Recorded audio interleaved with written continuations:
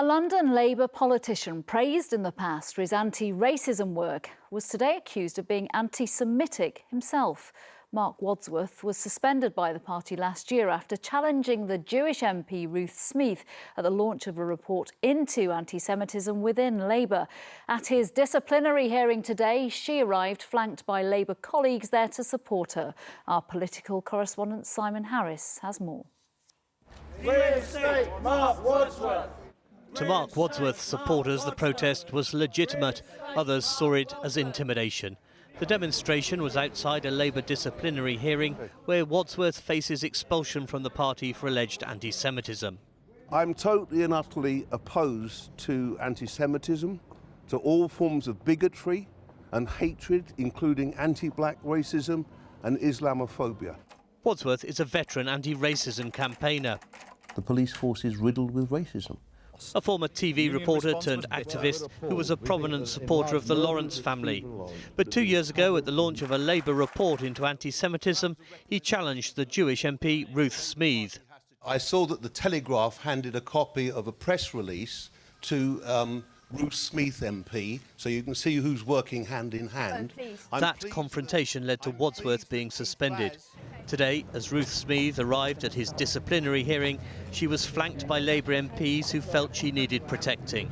I don't think it's fair for victims of abuse in our party who put in complaints to be greeted by protests outside what should be a fair Labour disciplinary panel inside, and that's why we walked with Ruth over here today.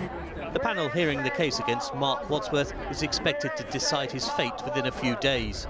Today's disciplinary hearing came just hours after Jeremy Corbyn's long-awaited meeting with Jewish community leaders. They were underwhelmed by his pledge to tackle anti-Semitism. They point to the case of former London Mayor Ken Livingstone, who they want expelled from the party for suggesting Hitler supported Zionism. He got a rap over the knuckles with a suspension, and he's now been further suspended, but the case against him has been hanging fire for another year, so we haven't got much confidence. He's not the only case, he's a very important one though.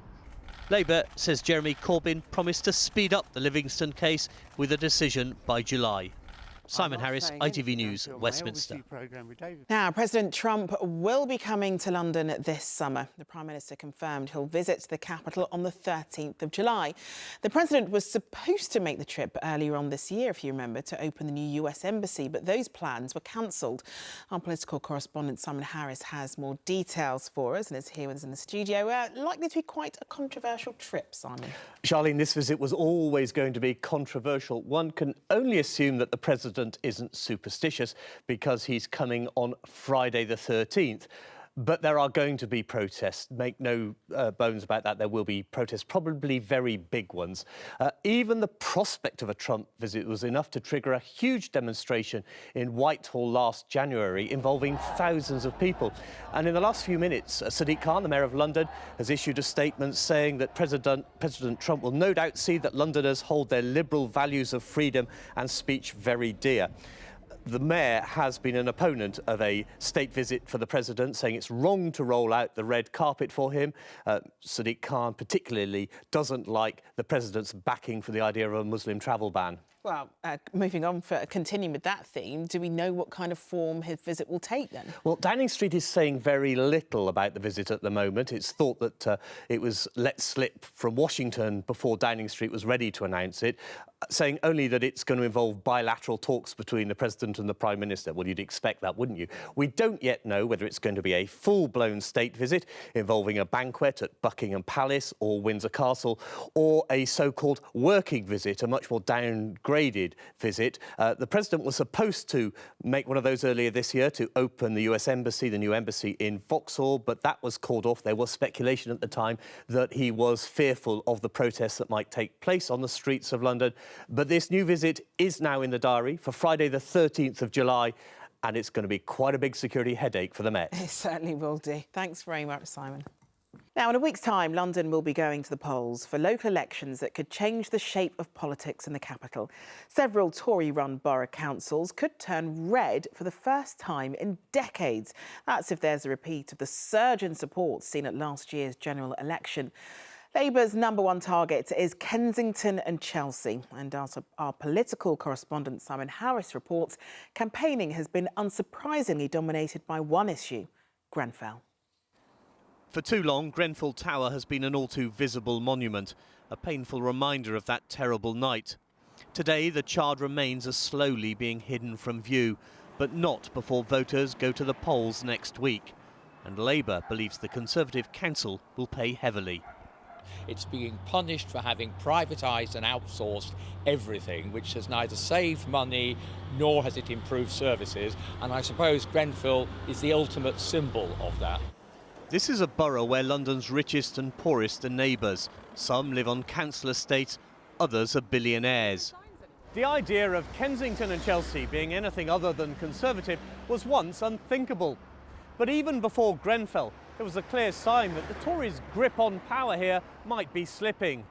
In last year's general election, Labour's Emma Dent Code pulled off an extraordinary win in Kensington.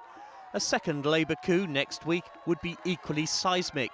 But KNC's Conservative leader is hoping Grenfell is not the voters' only concern.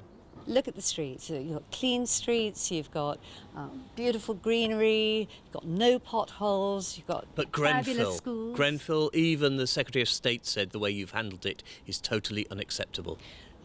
Grenfell, the way that the council dealt with it will be the subject of a public inquiry. Since then, you're right, people on the doorstep have asked us for reassurance about how we've been rehousing people. The battle here might be a two-horse race, but other parties, including the Greens and UKIP, are standing in some wards. There's also a new kid on the block, Advance Together, a grassroots party which emerged in the wake of Grenfell. Even if all 14 of your candidates win, what difference can you make? Well, that would give us the balance of power, and then we can choose to work with whom we want to on whichever issue is the most important at that point. Is it unthinkable that the Conservatives could lose KNC? If I put my money on it, I would say it's going to be really close. How likely is it you will win Kensington and Chelsea? I think we're in with a very good chance. Would you be surprised if you lost the council? I don't have a crystal ball, and I am concentrating on winning the council. Jeremy Corbyn knows Kensington and Chelsea would be a trophy scalp. His campaign visits here have come as no surprise. Simon Harris, ITV News, Kensington.